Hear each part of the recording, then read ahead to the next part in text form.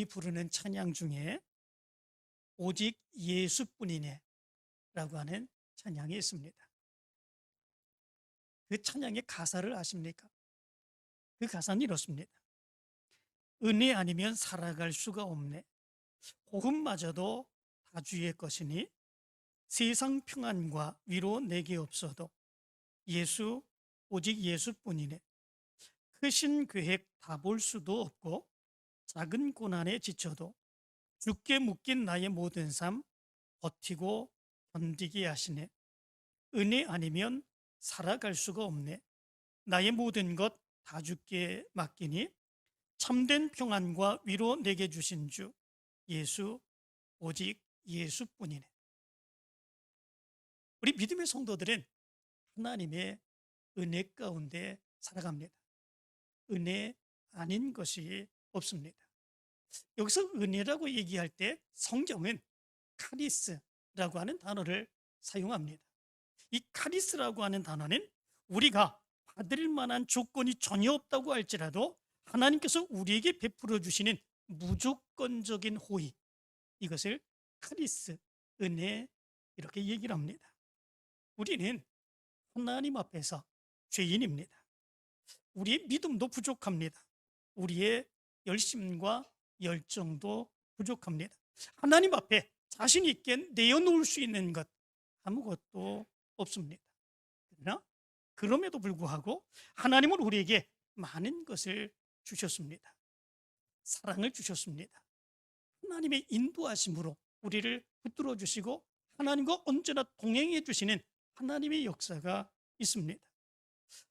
우리를 하나님의 자녀로 삼아 주셨고 당신의 가장 사랑하는 아들 예수 그리스도를 이 세상에 보내시며 십자가에 죽게 하시면서까지도 우리를 사랑하시는, 우리를 구원해 주시고자 하시는 이런 은혜를 베풀어 주셨습니다. 날마다 우리는 그래서 하나님의 은혜를 체험하며 살아갑니다. 그러므로 우리의 삶을 돌아보게 될 때에 하나님의 은혜가 아닌 것이 하나도 없습니다. 모든 것이 하나님의 은혜입니다. 그런데 많은 사람들이 이런 하나님의 은혜를 때로는 깨닫지 못하며 살아갈 때가 많이 있습니다. 자기의 힘으로, 자기의 능력으로, 자기의 계획으로 이 세상을 살아가는 것처럼 이렇게 생각할 때가 많이 있습니다. 자기가 열심히 최선을 다해서 잘해서 이 세상을 살아가는 것처럼 이렇게 생각할 때가 너무나도 많이 있습니다.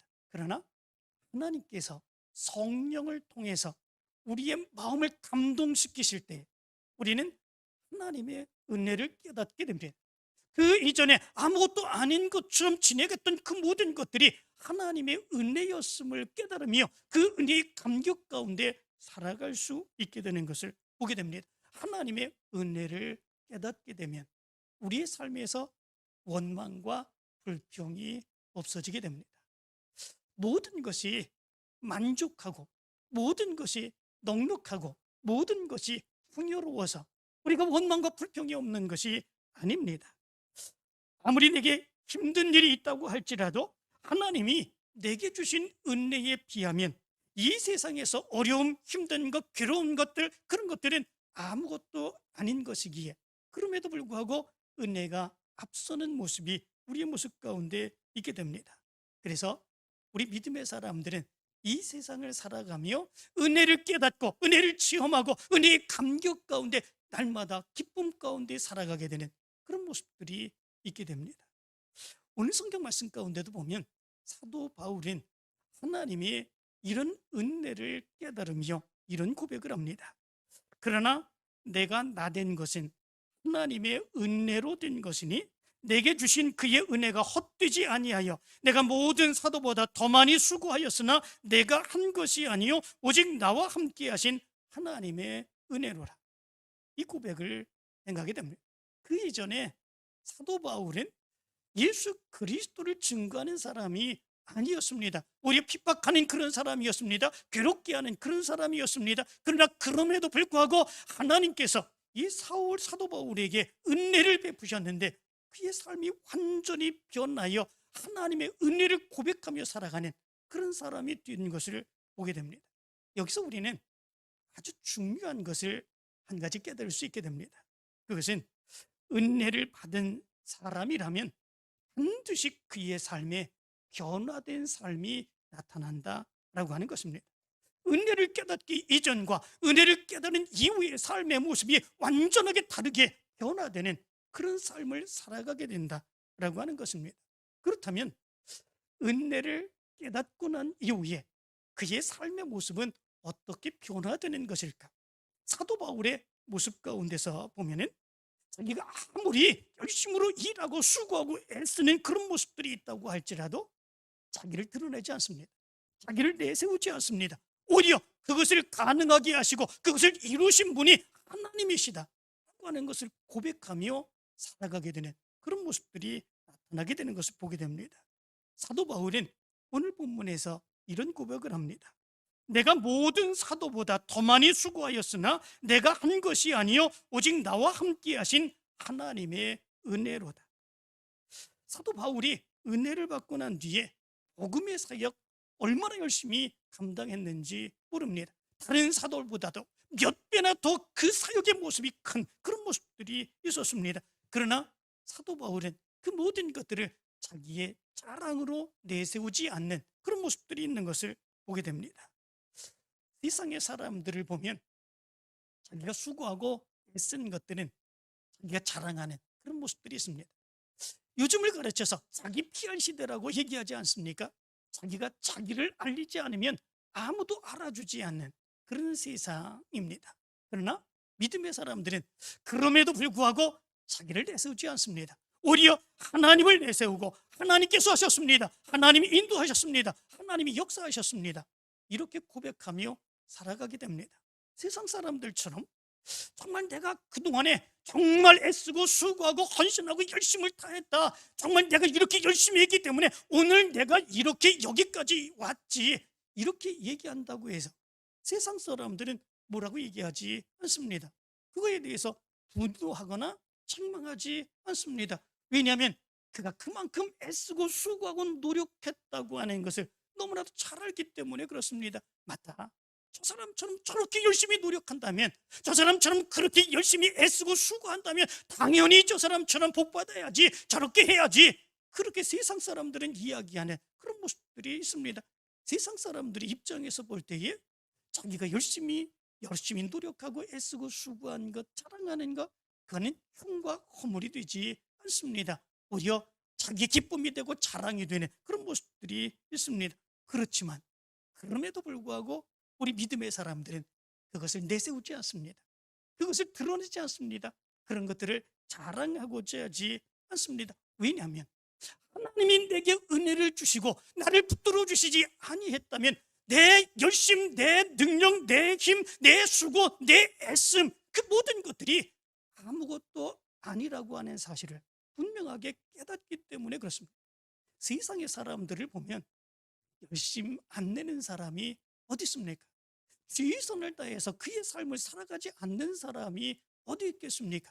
정말 성공하기 위하여 애쓰고 수고하는 그런 모든 모습들이 세상의 사람들의 모습 가운데 있습니다. 정말 무엇인가를 이루기를 원하며 열심히 내는 그런 모습들이 있습니다. 세상의 모든 사람들은 다 그렇게 살아가는 그런 모습들이 있습니다. 그러나 우리 믿음의 사람들은 그렇게 살아갔다고 할지라도 그것을 드러내고자 하고 자기 자랑으로 삼고자 하지 않는 그런 모습들이 있는 것을 보게 됩니다. 왜냐하면 그렇게 열심히 냈다고 할지라도 하나님이 함께하지 아니하시면 아무것도 이룰 수 없다고 하는 사실을 알기 때문에 그렇습니다. 그 수고와 애씀이 하나님께서 능력 주시고 역사해 주시고 열어주시지 않으면 얼마나 보잘것없는 것인지 분명하게 깨닫기 때문에 그렇습니다. 그래서 믿음의 사람들의 고백은 하나님이 하셨습니다. 하나님이 이루셨습니다. 하나님의 은혜입니다. 이 고백을 해가며 살아가게 되는 모습들이 있게 됩니다. 은혜를 체험한 사람에게는 이런 변화의 모습이 나타납니다. 은혜는 나를 바뀌게 합니다. 은혜는 내 모든 삶을 하나님을 중심으로 하여 바라보게 하고 그 은혜 가운데 하나님께 영광을 돌리며 살아가게 하는 하나님의 변화의 역사가 있게 됩니다. 은혜를 깨닫게 될 때에 나타나게 되는 두 번째 모습이 있습니다. 그것은 기쁨과 감격의 삶을 살아가게 된다라고 하는 것입니다. 오늘 성경 8절과 9절의 말씀 가운데도 보면 이렇게 말합니다. 맨 나중에 만삭되지 못하여 난 자 같은 내게도 보이셨느니라. 나는 사도 중에 가장 작은 자라. 나는 하나님의 교회를 박해하였으므로 사도라 칭함받기를 감당하지 못할 자니라. 이런 고백을 합니다. 사도 바울은 그 이전엔 핍박자였고 박해자였습니다. 정말 아무런 은혜도 받을 수 없는, 오히려 하나님의 진노를 받을 수밖에 없었던 그런 사람이었습니다. 사도 바울도 자기를 가르쳐서 맨 나중에 만삭되지 못하여 난 자 같은 내게도, 이렇게 고백하고 있는 것을 보게 됩니다. 하나님이 보실 때에 그는 아무것도 아닌 그런 존재입니다. 이 세상에 태어났으나 정말 살 수 있는지 없는지 그것도 가늠할 수 없는, 그러니까 만삭되지 못하여 난 자 같은 그런 존재였습니다. 정말로 보잘것없는 그런 존재였습니다. 그런데 그런 그에게 예수님께서 은혜를 베풀어 주셨습니다. 그를 만나 주셨습니다. 그에게 은혜를 베풀어 주신 놀라운 역사도 있었습니다. 그 모습에 대해서 사도 바울의 고백은 이것입니다. 나 같은 거, 나 같은 게 뭐라고, 나 같은 거 그냥 내버려 두셔도 상관이 없는데, 바로 이 고백을 행하고 있는 것을 보게 됩니다. 너무나도 큰 은혜의 감격이죠. 이런 나 같은 것을 무엇 때문에 만나주시고, 이런 나 같은 것에서 무엇 때문에 사역을 주시어서 하나님의 일을 감당하게 하셨느냐, 말로 다 할 수 없는 은혜의 감격의 모습이 그의 모습 가운데 나타나고 있는 것을 보게 됩니다. 그래서 하나님의 은혜를 깨달은 어떤 사람은 하나님의 말씀을 들을 때, 기도할 때, 예배를 드릴 때 눈물이 앞을 가려서 견딜 수 없어 하는 그런 모습들이 있다고 얘기를 합니다. 어떤 분이 기도할 때, 말씀을 들을 때 날마다 눈물을 흘리는 한 성도를 보면서 이렇게 얘기를 했다고 그럽니다. 성도님, 하나님의 은혜는 눈물이 아닙니다. 죄의 용서함을 받지 못했을 때나 눈물을 흘리는 것이지, 우리의 모든 죄가 용서를 받았는데 왜 웁니까? 이제는 예수님께서 우리의 죄를 다 용서해 주셨으니까, 나를 받아주시고 하나님의 은혜 안에 품어주셨으니까 기쁘게 예배드리고 기쁜 마음으로 기도해야 됩니다. 예배해야 됩니다. 이렇게 얘기를 했다고 그러지요. 그때에 그분이 이런 얘기를 했다고 그럽니다. 저도 압니다. 그래서 이렇게 눈물을 흘리는 것입니다. 이 보잘것없는 나에게도 이렇게 은혜를 주신 주님을 생각하면 너무 고맙고 너무 감사하고 너무 감격스러워 눈물을 흘리지 않을 수 없습니다. 이렇게 얘기를 했다고 그럽니다. 정말 은혜 받은 그 모습이 너무 감격스럽고 너무 감격스러운 그 모습 가운데서 눈물도 흘리는 바로 이런 모습들이 있다는 것이지요. 찬송가 143장은 바로 이런 은혜의 감격을 안고 부르는 찬양입니다. 이 찬송가 143장은 이렇게 찬송합니다. 웬 말인가 날 위하여 주 돌아가셨나, 이 벌레 같은 날 위에 큰 해 받으셨나, 내 지은 죄 다 지시고 못 박히셨으니 웬일인가 웬 은혜인가 그 사랑 크셔라. 나 십자가 대할 때에 그 일이 고마워 내 얼굴 감히 못 들고 눈물 흘리도다. 늘 울어도 눈물로써 못 갚을 줄 알아 몸밖에 드릴 것 없어 이 몸 바칩니다. 이렇게 찬양합니다. 은혜를 깨닫고 그 은혜의 감격이 있으면 날마다 울어도 그 우는 것으로 하나님의 은혜를 갚을 길이 없는 그런 모습들이 있음을 믿으며 이렇게 믿음의 감격 가게 살아가는 그런 모습들이 있게 된다고 하는 것을 얘기해 주고 있습니다. 은혜를 깨닫게 되면 나타나는 세 번째 모습이 있습니다. 그것은 다른 사람들이 잘 되기를 빌며 축복하며 살아가는 그런 모습들이 있게 된다라고 하는 것입니다. 은혜를 깨닫기 이전에는 내가 잘 되면 됩니다. 내가 성공하면 됩니다. 내가 모든 것이 형통하면 됩니다. 그것이 가장 큰 축복이고 가장 큰 기쁨의 모습이라고 생각하는 그런 모습들이 있습니다. 그런데 은혜를 깨닫게 되면 이제 그것을 넘어서게 됩니다. 내가 잘 되는 모습보다도 다른 사람이 잘 되기를 원하며, 다른 사람이 하나님의 은혜 가운데 하나님의 능력을 체험하며 살아가기를 원하는 그 마음이 더 크게 나타나는 그런 모습들이 있게 되는 것을 보게 됩니다. 무엇 때문에 이런 모습들이 나타납니까? 이 세상을 살아가는 많은 사람들이 자기만 잘 되면 됩니다. 자기가 잘 되기 위해서 다른 사람을 누릅니다. 다른 사람들을 못 되게 합니다. 다른 사람들이 성공하지 못하게 하고 그 대신 자기가 잘 되고 성공하기를 원하는 그런 모습들이 있습니다. 이것이 세상 살아가는 모습입니다. 그런데 이상하게 하나님의 은혜를 깨달으면 내가 잘 되는 것보다도 오히려 다른 사람들이 잘 되는 것을 보며 더 기뻐하는 그런 모습들이 있습니다. 다른 사람들이 복받는 그 모습을 보면서 더 즐거워하는 그런 모습들이 있습니다. 무엇 때문에 그렇습니까? 그가 하나님의 은혜를 깨닫고 하나님의 마음을 갖게 되기 때문에 그렇습니다. 하나님의 은혜를 깨닫게 되면 하나님의 마음을 알게 됩니다. 예수 그리스도의 마음을 알게 됩니다. 하나님이 우리에게 어떤 것을 원하시는지, 어떤 삶을 원하시는지 그것을 분명하게 깨닫게 됩니다. 하나님의 뜻을 깨닫게 됩니다. 그 깨달은 삶의 모습 가운데에 하나님께서 원하시는 것처럼 예수 그리스도를 이 세상에 보내시며 그 모든 사람들 다 구원해 주시고 축복받기를 원하시는 그 모습이 하나님의 마음인 것, 하나님의 뜻인 것을 깨달아 알게 됩니다. 그 삶을 함께 살기를 원하는 그 모습이 믿음의 사람들 가운데 있는 것입니다. 그래서 사도 바울도 하나님의 은혜를 깨닫고 난 뒤에 복음을 전하기 위해서 전적인 헌신, 희생을 다하는 그런 모습들이 있었던 것을 보게 됩니다. 무엇 때문에 그 은혜를 깨닫고 난 뒤에 그의 모든 삶을 이제 버리고 예수 그리스도를 증거하며 살아가는 그런 삶을 살았게 했습니까? 다른 것이 아닙니다. 죄로 인하여 죽어가는 저들의 영혼이 잘 되기를 원하며 저들이 하나님께로 돌아와 하나님의 축복받는 삶을 살아가는 그런 삶을 살게 하기 위해서 바로 그런 삶을 살아가는 그런 모습들이 있었던 것입니다. 오늘 성경에도 3절에 이렇게 말합니다. 내가 받은 것을 먼저 너희에게 전하였노니, 이렇게 말합니다. 그가 은혜를 깨닫고 난 이후에 전적으로 복음을 증거해서 저들 주님께로 인도하는 그 사역을 감당했다라고 하는 것을 이야기해 주고 있는 것을 보게 됩니다. 무엇하기 위해서 그렇게 한 것입니까? 저들의 영혼이 잘 되기 위해서 그렇습니다. 저들의 영혼이 구원받게 하기 위해서 그렇습니다. 하나님의 은혜 안에서 하나님의 축복받는 삶을 살게 하기 위해서 바로 전적인 그런 하나님의 사역을 감당하는 그 모습이 바로 그의 모습 가운데 있었다라고 하는 것입니다. 그렇기 때문에 하나님의 은혜를 깨달은 사람은 다른 사람은 저주할 수 없습니다. 때로는 우리 믿음의 사람들도 화가 나고 분노하고 다른 사람과 상처가 있고 그러면 그 사람이 잘 못됐으면 좋겠다고 마음속으로 저주하는 그런 모습들이 있지 않습니까?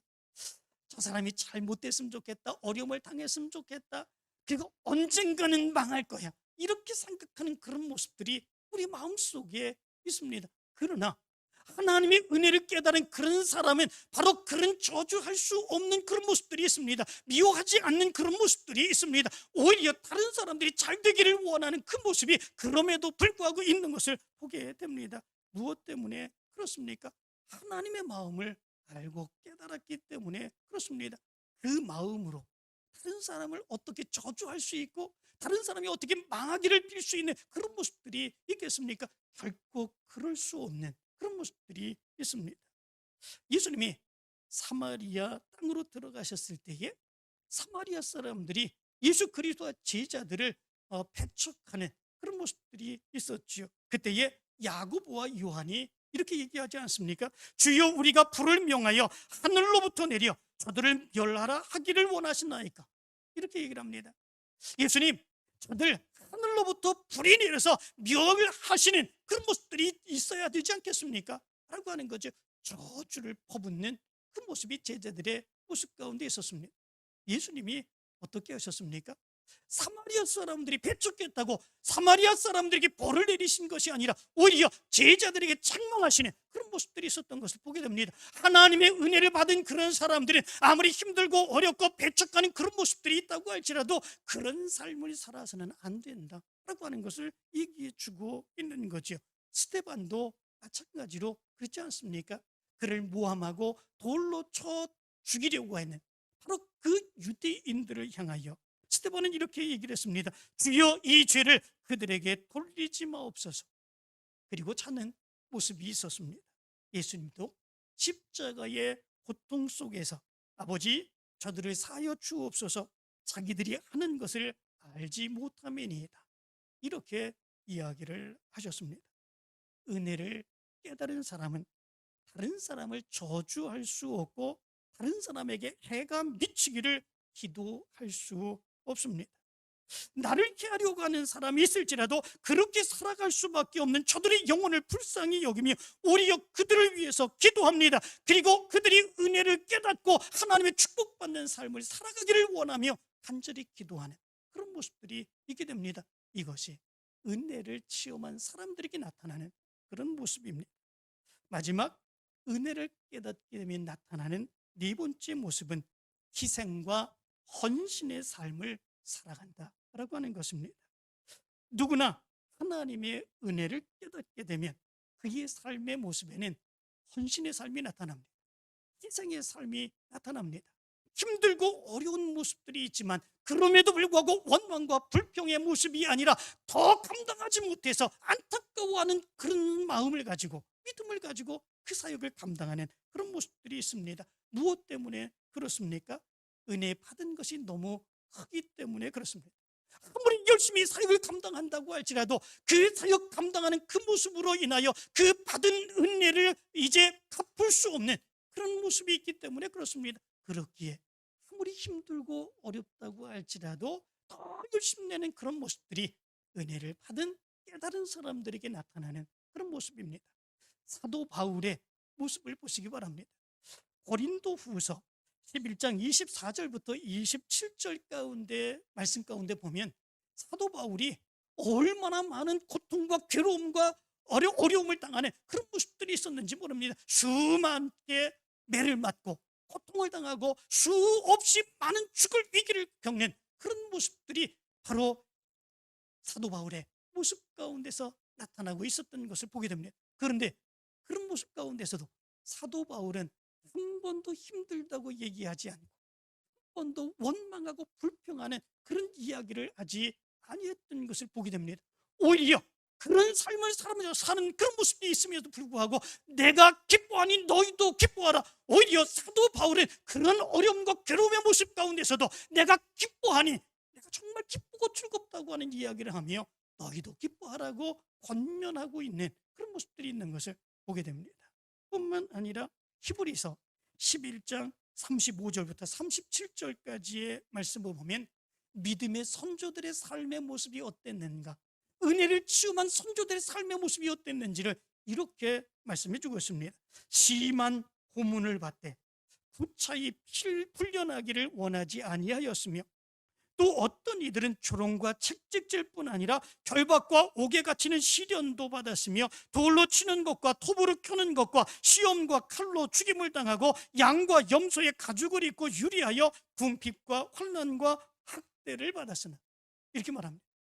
정말 죽지 못해서 살아가는 삶의 모습들, 안타깝고 괴로운 그런 삶의 모습들, 이것이 믿음의 선조들의 삶의 모습이었던 것을 보게 됩니다. 그런데도 불구하고 내가 예수 그리스도를 괜히 믿었다, 내가 예수 그리스도를 믿지 않았으면 이런 고통, 이런 어려움을 당하지 않을 수도 있었을 텐데 원망하고 불평하는 그런 모습들이 어느 한 군데도 기록되어 있지 않는 그런 모습들이 있는 것을 보게 됩니다. 무엇 때문에 그렇겠습니까?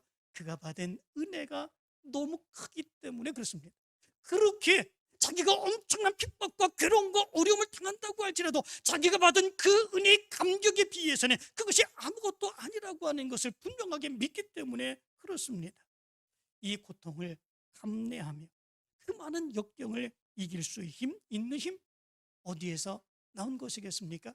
하나님의 은혜입니다. 그 은혜를 깨닫게 되다 보니까 자기가 행하는 그 일들은 아무것도 아닌 것은 그런 모습들이 되어버리는 모습이 있는 거죠. 그래서 리빙스턴은 이렇게 얘기를 하지 않습니까? 그것을 희생이라고 말하지 마십시오. 그것은 결코 희생이 아닙니다. 오히려 특권이라고 말해야 옳을 것입니다. 이렇게 얘기를 합니다. 그건 희생이 아니라는 거죠. 그렇게 어려움과 괴로움을 당하는 그 모든 일들, 그것은 희생이 아닙니다. 그것은 희생이 아닙니다. 헌신이 아닙니다. 오히려 특권입니다 라고 하는 거죠. 은혜를 깨닫고 난 뒤에 깨달은 그 감격을 가지고 열심으로 사역을 감당하다가 겪은 그런 일이기에 그것은 오히려 특권이라는 것이지요. 오히려 기쁨으로 그 일을 감당해 나가는 그런 모습들이 있게 된 것을 보게 됩니다. 왜 나만 겪는 고난이냐고 라고 하는 찬양이 있습니다. 이 은혜에 대해서는 아주 찬양의 이제 모습들이 굉장히 많이 있는데, 왜 나만 겪는 고난이냐고 라고 하는 찬양을 보면 이렇게 찬양하죠. 왜 나만 겪는 고난이냐고 불평하지 마세요. 고난의 뒤편에 있는 주님이 주실 축복 미리 보면서 감사하세요. 너무 견디기 힘든 지금 이 순간에도 주님이 일하고 계시잖아요.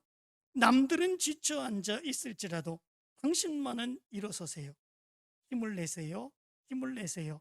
주님이 손잡고 계시잖아요. 주님이 나와 함께함을 믿는다면 어떤 역경도 이길 수 있잖아요. 2절은 이렇게 찬양합니다. 왜 이런 슬픔이 찾아왔는지 원망하지 마세요.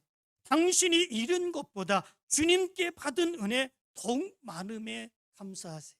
그렇지 않습니까? 당신이 잃은 것보다 주님께 받은 은혜 더욱 많음에 감사하세요. 너무 견디기 힘든 지금 이 순간에도 주님이 일하고 계시잖아요. 남들은 지쳐 앉아 있을 때라도 당신만은 일어서세요. 힘을 내세요. 힘을 내세요. 주님이 손잡고 계시잖아요. 주님이 나와 함께함을 믿는다면 어떤 고난도 견딜 수 있잖아요.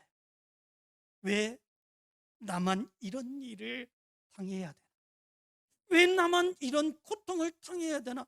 예수 그리스도를 믿고 하나님을 믿으면 더 잘 될 줄 알았는데, 더 형통할 줄 알았는데, 문제가 없을 줄 알았는데 왜 내가 이런 고통을 당해야 되나? 원망과 불평의 모습들, 하나님의 은혜를 깨달은 믿음의 사람들에게는 그런 것이 나타나지 않는다라고 하는 것입니다. 그가 받은 은혜가 너무 크기 때문에 바로 그 은혜가 특권이라고 여겨지며, 오히려 힘들고 어렵고 핍박받는 그 모습이 자기가 특권을 받는 그 믿음이라고 생각하며 기쁨으로 감사하며 즐거움으로 하나님의 사역을 감당해 나가는 그런 모습들이 믿음의 사람들에게 나타나게 된다라고 하는 것입니다. 사랑하는 성도 여러분, 여러분들은 어떠십니까? 여러분들은 하나님의 은혜 가운데 살아가고 계십니까? 하나님의 은혜를 깨닫고 살아가고 있습니까? 그 은혜의 감격 가운데 하나님의 사역을 감당하며 살아가고 있습니까? 그 은혜를 깨달으면 믿음의 사람들에게 나타나는 그 모습은 억지가 아닙니다. 누가 시켜서 그렇게 행하는 것이 아닙니다. 자기의 마음 속에서 하나님의 마음을 알고 하나님의 뜻을 알고 기쁨과 즐거움과 감사 속에 그 사역을 감당해 나가는 그 모습이 믿음의 사람들, 은혜의 감격 가운데 있는 은혜를 깨달은 사람들의 믿음의 사역 가운데 나타나는 그런 모습입니다. 어떤 사람들은 이렇게 얘기하는 사람들도 있습니다. 이 세상에 너무 불의하고 죄악이 많아서 정말 내가 하나님의 뜻대로 살고 싶어도 제대로 살 수가 없다, 이렇게 얘기하는 사람들도 있습니다.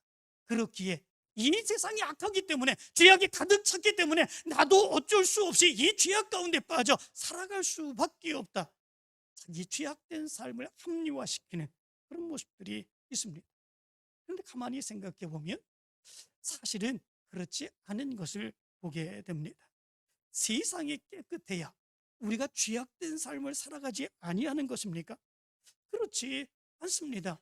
세상에 아무런 죄가 없어야 우리가 정결하게 살아가고 하나님의 뜻을 이루며 살아가는 것입니까? 그렇지 않습니다. 하나님의 은혜를 깨닫게 되면 그 은혜가 우리에게 넘쳐서 우리로 하여금 죄악을 버리게 합니다. 이 세상 가운데서 하나님이 기뻐하시는 삶을 살아가게 되는 그런 모습들이 있습니다. 믿음의 선조들을 보시기 바랍니다. 언제 그들이 죄악이 없는 곳에서 신앙생활을 했습니까?